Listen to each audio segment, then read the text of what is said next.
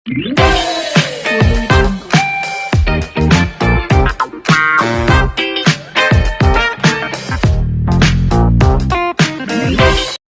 सभी को, मैं मत्तू केवट। मैं आज आपको इस वीडियो में कक्षा 5वीं विषय मराठी का पाठ क्रमांक 23 प्रामाणिक स्त्री वाला इस पाठ का मैं वाचन आपको करके सुना रहा हूँ। पाठ धारा क्रमांक 23 प्रामाणिक स्त्री वाला अर्थात ईमानदार स्त्री वाला, इसके बारे में मैं आपको इस वीडियो में परिचय कराने वाला हूँ। तो आइए लीजिए आप इस वीडियो के माध्यम से प्रामाणिक स्त्री वाले पाठ का वाचन करिए और उसका श्रवण करिए तथा उसके अर्थों को समझिए। बघा, मी शिवानी, मैं शिवानी 5वीत शिकते, 5वी में पढ़ती हूँ। माझे कुटुंब छोटेसेच आहे, मेरा परिवार छोटा सा ही है। आई, बाबा, भाऊ, शिवराज आणि मी। आई अर्थात माता, बाबा अर्थात पिता, भाऊ शिवराज मेरा भाई शिवराज और मैं, इस तरह से हमारा ये परिवार है। आई घरची सगळी कामे स्वतःच करते, माँ जो है घर के सारे काम स्वयं करती है। आम्ही तिला मदत करतो, हम उसे मदद करते हैं। एकदा आईने कपड़े धुवून वाळत घातले। एक बार माँ ने कपड़ों को धोकर सूखने के लिए डाला। वाळत मतलब धूप में सूखने के लिए। कपडे वाळल्यानंतर भाऊने त्यांचा घडा करून टेबलावर ठेवले। कपड़े जब सूख गए तो मेरे भाई ने उन कपड़ों की घड़ी करके यानी उसको चौपट कर टेबल पर रख दिया। सायंकाळी 5 वाजता बाबा बाहेरून आले।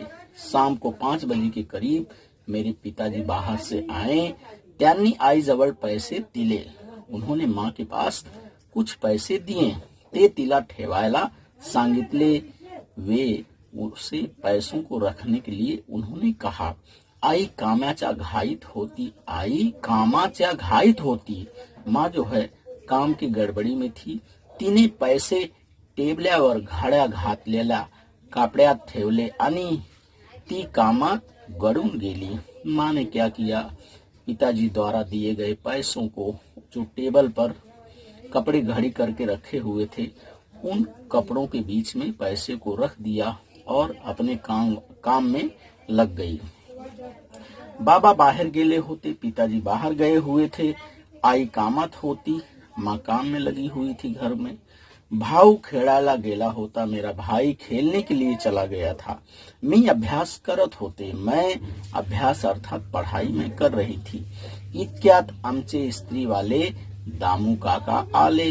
इतने में क्या हुआ कि हमारे स्त्री वाले दामू काका आ गए। स्त्रीसाठी कपड़े मांगू लागले।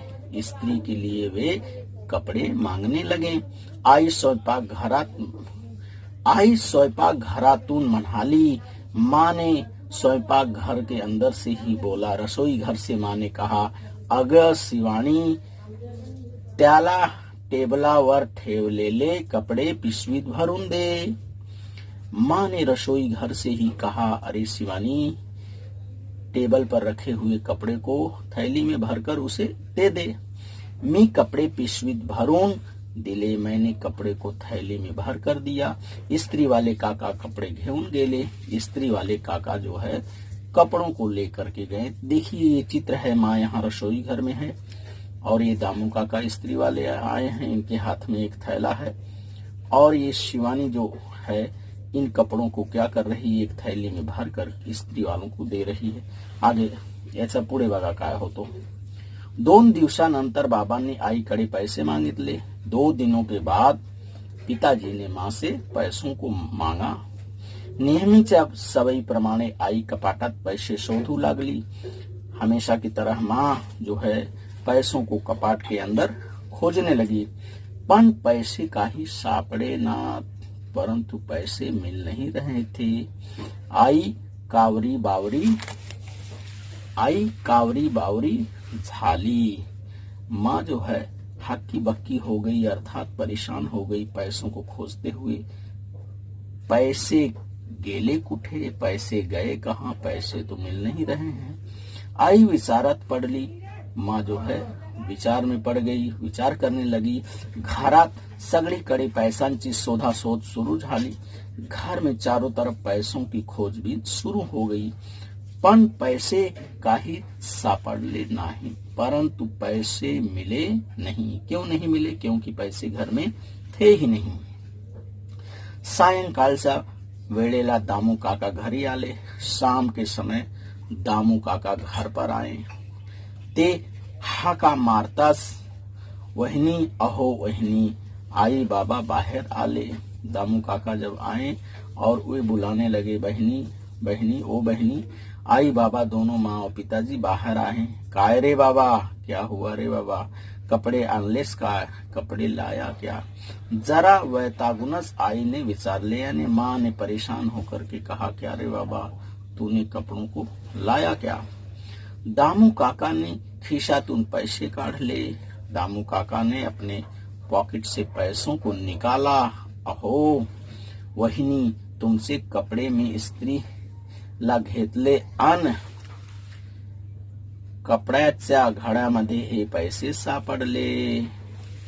स्त्री वाले दामू काका ने कहा कि दामू काका ने खिशातून पैसे काढले। उन्होंने अपने थैली में से पैसों को निकाला। अहो वहिनी, अरे वहिनी, तुमसे कपड़े में इस्त्री ला घेतले। आपके कपड़ों को मैं इस्त्री को लेके गया और कपड़ों की घड़ी में ये पैसे मुझे क्या है मिले।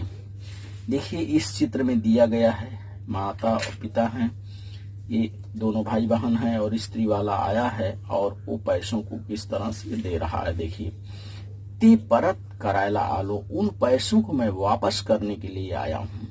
पैसे मोजून घ्या आणि हे कपड़े ही घ्या। पैसों को गिन लीजिए और अपने कपड़ों को भी ले लीजिए। दामू काका आईच्या हातात पैसे ठेवत म्हणाले। आई ने पैसे मोजले। दामू काका ने माँ के हाथ में पैसों को रखते हुए कहा कि आप क्या करिए, इन पैसों को क्या करिए, गिन लीजिए। दामू पैसे बरोबर आहेत। दामू पैसे बरोबर आहेत। दामू पैसे क्या हैं? बरोबर हैं। तुझा प्रामाणिकपणा मला आवडला। तेरी ईमानदारी मुझे क्या है, बहुत ही पसंद आई। बाबा म्हणाले। बाबा ने कहा, बाबा बख्शीश म्हणून दामू काकांना 100 रुपये देऊ लागले। बाबा इनाम के तौर पर दामू काका को 100 रुपये देने लगे। तेव्हा दामू काका म्हणाले, उस समय दामू काका ने कहा, नको भाऊ साहेब, नहीं भाई साहब, आम्ही गरीब आहोत, हम गरीब हैं, पण कष्टानेच कमवून खातो, परंतु हम मेहनत की ही कमाई खाते हैं। दामू काका जायला निघाले। दामू काका जब जाने लगे, आई बाबा त्यांच्या पाठो मोऱ्या आकृतीकडे कौतुकाने पाहत राहिले। दामू काका जब जाने लगे तो माँ और पिताजी उनके पीछे से उनकी तरफ देखने लगे कि देखिए गरीब होते हुए भी ये कितने ईमानदार हैं और किस तरह से इन्होंने अपनी ईमानदारी को दिखाया कि इनको ये पैसे चाहते तो ले सकते थे, परंतु ईमानदारी भी कुछ होती है और ईमानदारी को दिखाते हुए दामू काका ने ला करके इनके पैसों को इनके घर पर वापस किया। तो इस पाठ से हमें सीख मिलती है बच्चों, हमें जीवन में अपनी जिंदगी में ईमानदारी अपनाना चाहिए। इस पाठ का आपके ह्या धडाचे काय करा, आपण वाचन करा आणि श्रवण करा। आप इस पाठ को क्या करिए, अच्छी तरह से पढ़िए, इसके अर्थों को समझिए और अपने दैनिक जीवन में प्रामाणिकपना, ईमानदारी ही अपनाइए। धन्यवाद सभी को।